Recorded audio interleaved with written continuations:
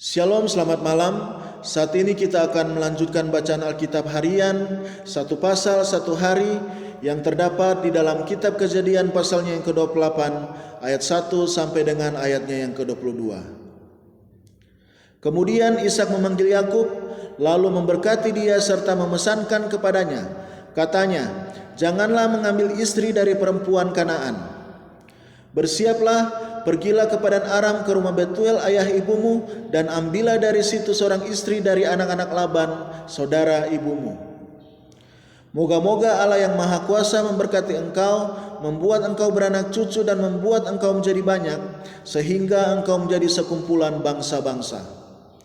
Moga-moga Ia memberikan kepadamu berkat yang untuk Abraham, kepadamu serta kepada keturunanmu, sehingga engkau memiliki negeri ini yang kau diami sebagai orang asing, yang telah diberikan Allah kepada Abraham."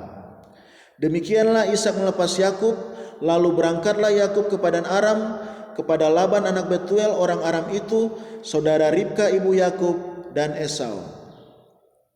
Ketika Esau melihat bahwa Ishak telah memberkati Yakub dan melepasnya ke Padan Aram untuk mengambil istri dari situ, pada waktu ia memberkatinya, ia telah memesankan kepada Yakub, "Janganlah ambil istri dari antara perempuan Kanaan."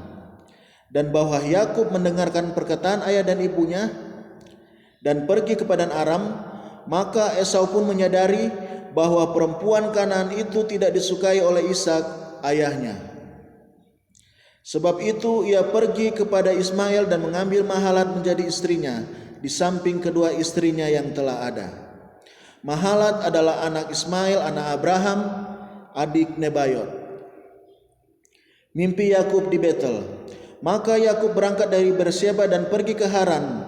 Ia sampai di suatu tempat dan bermalam di situ karena matahari telah terbenam.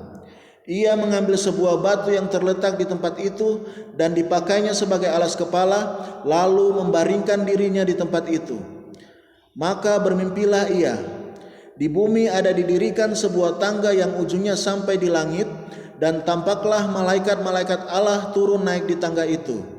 Berdirilah Tuhan di sampingnya dan berfirman, "Akulah Tuhan, Allah Abraham, nenekmu, dan Allah Ishak. Tanah tempat engkau berbaring ini akan kuberikan kepadamu dan kepada keturunanmu. Keturunanmu akan menjadi seperti debu tanah banyaknya, dan engkau akan mengembang ke sebelah timur, barat, utara, dan selatan, dan olehmu serta keturunanmu semua kaum di muka bumi akan mendapat berkat.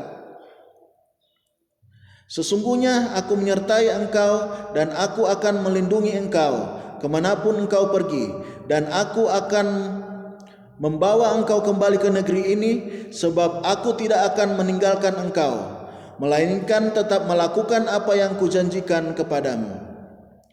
Ketika Yakub bangun dari tidurnya, berkatalah ia, "Sesungguhnya Tuhan ada di tempat ini, dan aku tidak mengetahuinya." Ia takut dan berkata, "Alangkah dahsyatnya tempat ini. Ini tidak lain dari rumah Allah. Ini pintu gerbang sorga." Keesokan harinya pagi-pagi Yakub mengambil batu yang dipakainya sebagai alas kepala dan mendirikan itu menjadi tugu dan menuang minyak ke atasnya. Ia menamai tempat itu Betel. Dahulu nama kota itu Luz.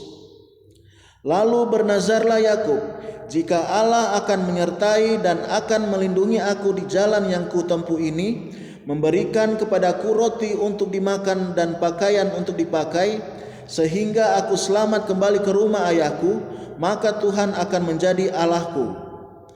Dan batu yang kudirikan sebagai tugu ini akan menjadi rumah Allah. Dari segala sesuatu yang engkau berikan kepadaku, akan selalu kupersembahkan 1/10 kepadamu." Demikianlah bacaan Alkitab kita pada malam hari ini.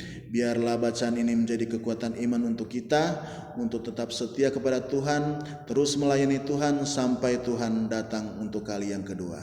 Terima kasih, selamat malam, shalom, Tuhan Yesus memberkati.